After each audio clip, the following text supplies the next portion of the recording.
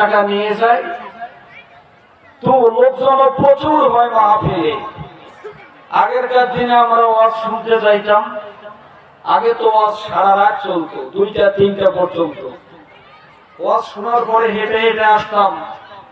মসজিদ গুলো এরকম পাকা ছিল না, খেরের ঘর ছিল, আর এরকম বিল্ডিং ছিল না, ওই কেরোসিন তেল দিয়ে নৌকো চালাইত, বুঝছেন? ফজরের আজান হইতো রাস্তায়, আমরা মসজিদ ঘরে ঢুকে যাইতাম যে নামাজটা পড়ে নেই। দেখতেছি একটা আলো জ্বলতেছে, আর একজন বয়স্ক মানুষ একাই মসজিদের ভিতরে বসে আছে। চাচা কি খবর? চাচা বলে, বাবারে আজান হয়ে গেছে, এখন জামাত হবে। বলে, চাচা ইমাম সাহেব কোথায়? বলে, ইমাম ফজরে আইসে না, কারণ ফজরে মুসল্লি হয় না, এই জন্য ইমাম আসে না, আমি নিজে চালে দিয়ে দেই। ইমাম সাহেব মাঝে মাঝে আমার চা খাবার টাকা দেয়, এই জন্য ইমাম ফজরে আসে না, আমি চালে দিয়ে দিই। ওই উনিয়ে মুয়াজ্জিন, উনিয়ে মুক্তাদি, উনিয়ে মুসল্লি, সবকিছুই উনি। বর্তমানও তাই, যে কোনো তাফসীর মাহফিলে গেলে লক্ষ লক্ষ মানুষের উপস্থিতি হয়। সেদিন রাত্রে মহল্লার মসজিদে আপনি ফজরের সময় যাবেন, মুয়াজ্জিন সাহেব কি খবর? বলে, রেগুলার নামাজি ছিল 20 জন, আজকে মাহফিলের হওয়ার পরে নামাজি এসছে 10 জন। কমছে না বাড়ছে? মানে ওয়াজ শোনার পরে এমন ঘুম ঘুমাইছে, ফজরের আর খবর নাই। ঠিক কিনা বলেন? এই ওয়াজে হেদায়েত হবে।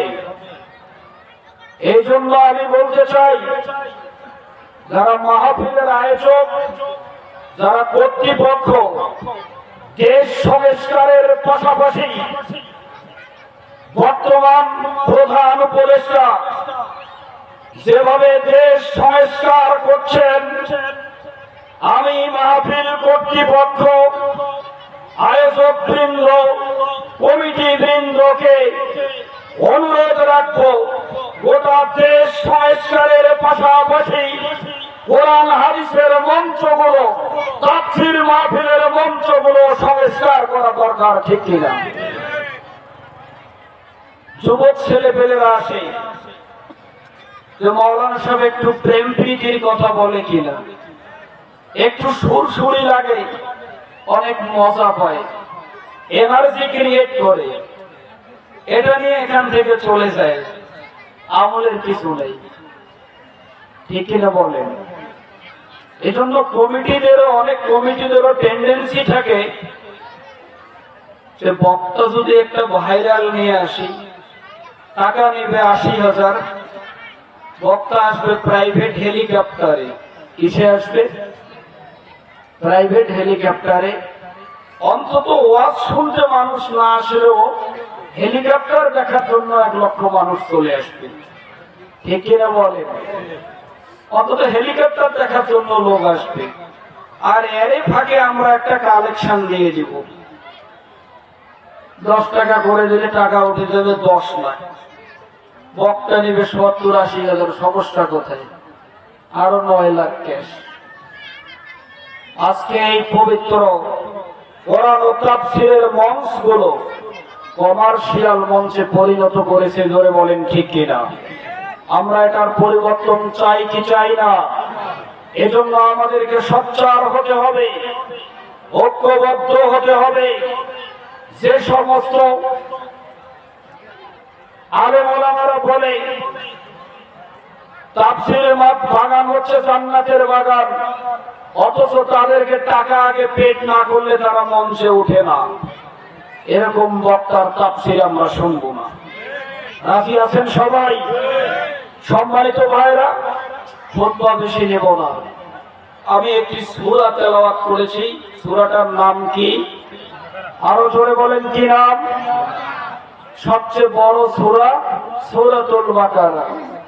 ওয়াজ শুনে অনেকগুলো কথা মনে না থাকলেও অন্তত এটি মনে থাকবে যে কোরআনের সবচেয়ে বড় সূরার নাম।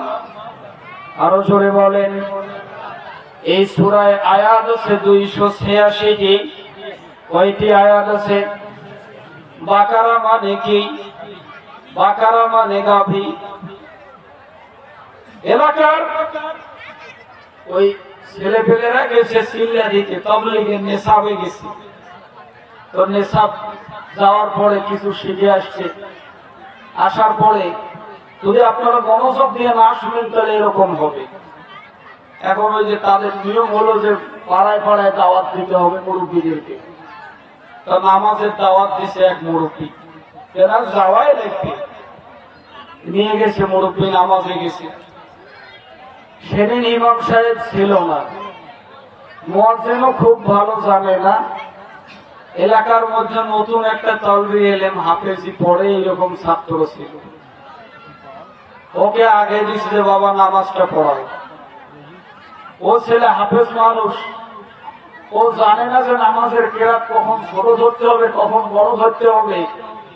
সূরা বাকারা শুরু করছে, সূরা ফাতিহা শেষ করার পরে শুরু করছে আলিফ লাম মিম যালিকাল কিতাবু লা রাইবা ফীহি হুদাল লিল মুত্তাকিন।